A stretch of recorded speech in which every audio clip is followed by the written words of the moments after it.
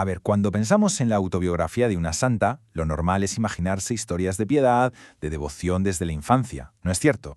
Bueno, pues ¿qué pasaría si una de las más grandes de la historia arrancara confesando que ha tenido una ruin vida? Pues de eso va esto.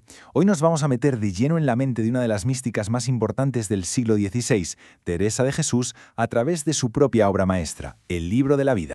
Y es que, ojo, estas son sus palabras literales, sacadas del prólogo. No empieza hablando de visiones celestiales, no. Empieza hablando de sus grandes pecados y ruin vida. Es una declaración de intenciones sorprendente, ¿verdad?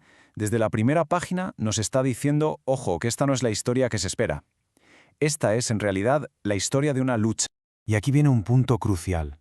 Ella nunca quiso escribir este libro. Fue una orden.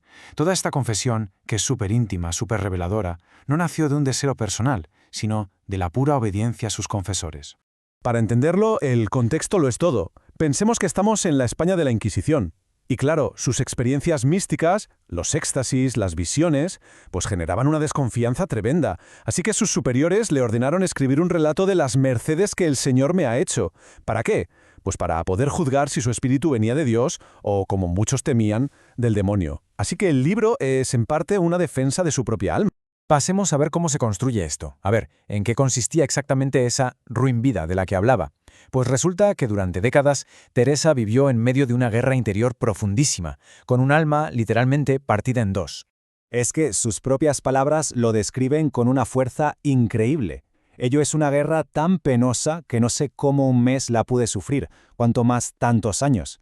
Esto no es una simple duda, es una agonía que se alarga, una batalla constante dentro de sí misma.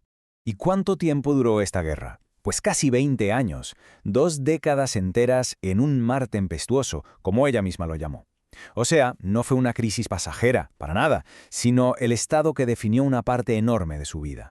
Y esta imagen ilustra el conflicto a la perfección. Por un lado estaba el mundo, el apego a las amistades, los pasatiempos, la conversación agradable. Y por el otro estaba Dios, ese deseo de soledad, de hablar con Él, de tener una vida interior. Se sentía arrastrada en dos direcciones totalmente opuestas, incapaz de entregarse por completo a ninguna de las dos. Hay un concepto aquí que es clave, el punto de honra.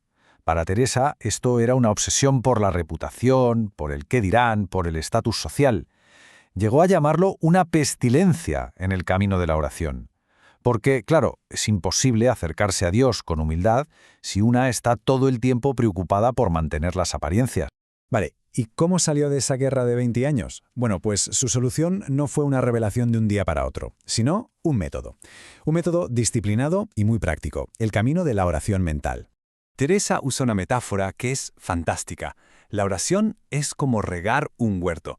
La primera etapa es la más dura. Es como sacar agua del pozo a pulso, con un montón de trabajo. Primero, dice, hay que recoger los sentidos, que siempre están por ahí dispersos.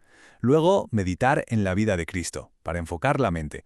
Y lo más importante de todo, perseverar, incluso cuando se sienta seco, árido. Ese esfuerzo es la base de todo lo demás. Y aquí está su mensaje principal, forjado en su propia piel, en su propia experiencia.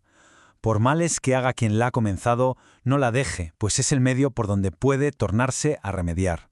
Da igual las veces que una se caiga, da igual lo imperfecta que sea. La oración para ella era la única cuerda de salvamento, y abandonarla, el único error fatal. Claro, esa perseverancia en la oración la llevó a lo más extraordinario y, a la vez, controvertido de su vida. Sus encuentros místicos directos con lo divino, experiencias que simplemente desafiaban el lenguaje. Para intentar describir una de sus visiones más famosas, la transverberación, usa un lenguaje superfísico, casi violento. Dice, hincan una saeta en lo más vivo de las entrañas y corazón. Es el dolor de una herida y al mismo tiempo el éxtasis del amor divino, todo en uno. Una experiencia que quema y te transforma por dentro. Al intentar ponerle palabras a algo que no las tiene, Teresa tira de paradojas. Habla de una gloriosa locura, de un celestial desatino. Describe una agonía, que es a la vez un deleite, una muerte tan sabrosa, en la que se muere a todo lo del mundo, para, por fin, empezar a vivir de verdad. Pero claro, estas experiencias tan intensas traían consigo una pregunta aterradora, tanto para ella como para los que la rodeaban. ¿Esto viene de Dios o es un engaño del demonio?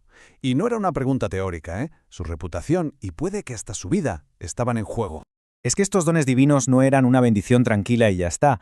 Le provocaban un miedo atroz a estar siendo engañada, dudas profundísimas y la sospecha constante de sus confesores. Eran a la vez fuente de un consuelo divino increíble y de una tribulación humana inmensa. Y esto nos lleva a la última paradoja de su vida, y quizá la más fascinante de todas. Esta mujer, de profundísimas visiones interiores, fue al mismo tiempo una de las reformadoras más prácticas y eficaces de su época. La visión interior se tradujo en acción en el mundo real. A ver, fijémonos en esta cronología. En 1560 empieza a escribir su vida por obediencia.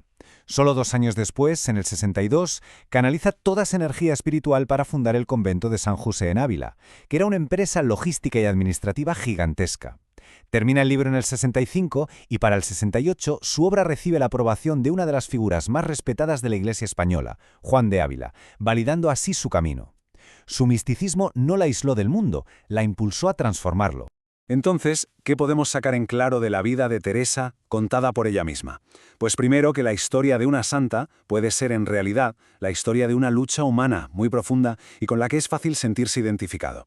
Segundo, que la oración puede entenderse como un camino práctico, paso a paso. Y por último, que una vida interior muy intensa, lejos de ser una huida, puede ser el motor de una acción transformadora en el mundo. La vida de Teresa nos deja una pregunta muy potente que resuena hasta hoy. ¿Puede una experiencia interior transformar de verdad el mundo exterior? Ella respondió fundando conventos y escribiendo libros que han durado siglos. Su legado parece sugerir que no solo es posible, sino que quizás sea una de las fuerzas de cambio más potentes que existen.